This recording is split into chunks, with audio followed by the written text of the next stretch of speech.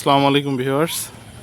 এটা হচ্ছে বিখ্যাত রবীন্দ্র কুঠিবাড়ি, শিলাইদহ, কুমারখালী, কুষ্টিয়া। তো এটা কুষ্টিয়া শহর থেকে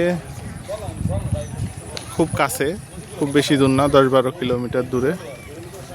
তো আমরা আজকে এসেছি এখানে বিশ্বকবি রবীন্দ্রনাথ ঠাকুরের স্মৃতি বিজড়িত এই স্থানে।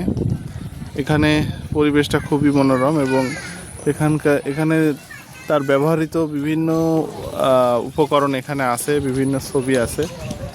সে এখানে ধরেন আমি ভিতরে যেটা দেখেছি, যেমন সোফা, তারপরে তার নিজের হাতে আঁকা ছবি, তার লেখা কবিতা, সে বিভিন্ন জায়গায় গেছে সেখানকার ছবি। তারপর তার ওখানে পালকি আছে, ওর ভিতরে খাট আছে। তো এক কথায় একজন বাড়িতে যে বাসা বাড়িতে যেসব থাকে সেগুলোই আছে। আর কিছু ফুল গাছ এখানে শোভাবর্ধনের জন্য করা আছে।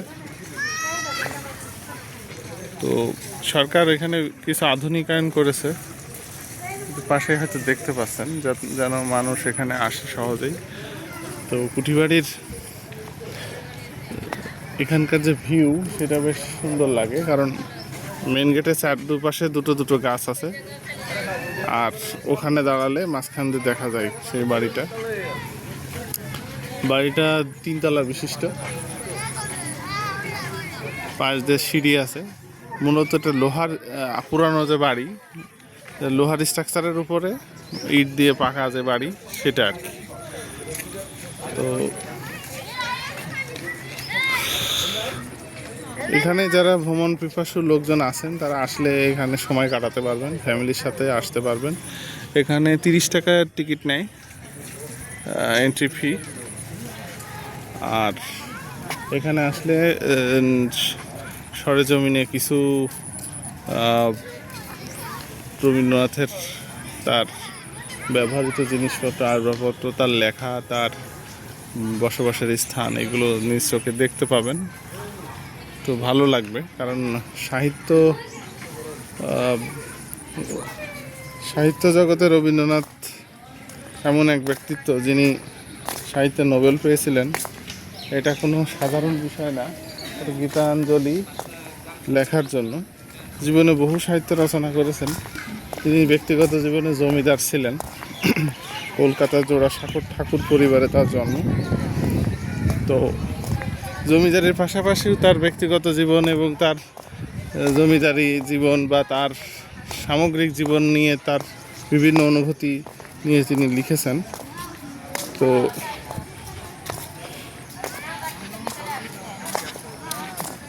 অন্যান্য দিনের মতো এখানে আজকে শুক্রবার, যেহেতু আজকে দর্শনার্থী একটু বেশি।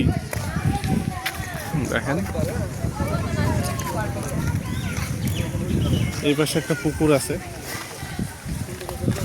আমি এক সাইড থেকে ভিডিওটা করছি, আসলে ভিডিওটা লং হয়ে যাচ্ছে, 3 মিনিট অলরেডি হয়ে গেছে।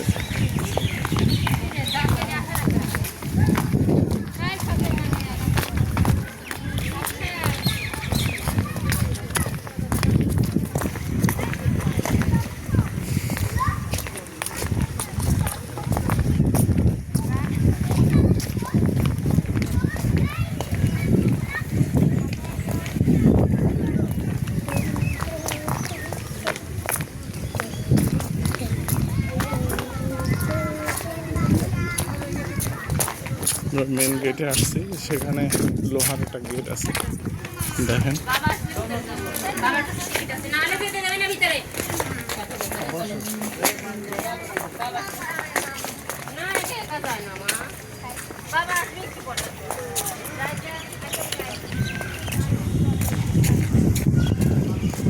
প্রচুর দর্শনার্থী হয় এখানে, হলিডেগুলোতে একটু বেশি হয়। আজকে তার মধ্যে একটা, বেলা যত গড়াবে দর্শনার্থী তত বাড়বে। বাড়িটার তখনকার আমলে বাসাগুলো এরকমই হতো এবং জমিদার বাড়ি হিসেবে তার একটা বৈচিত্র্য আছে।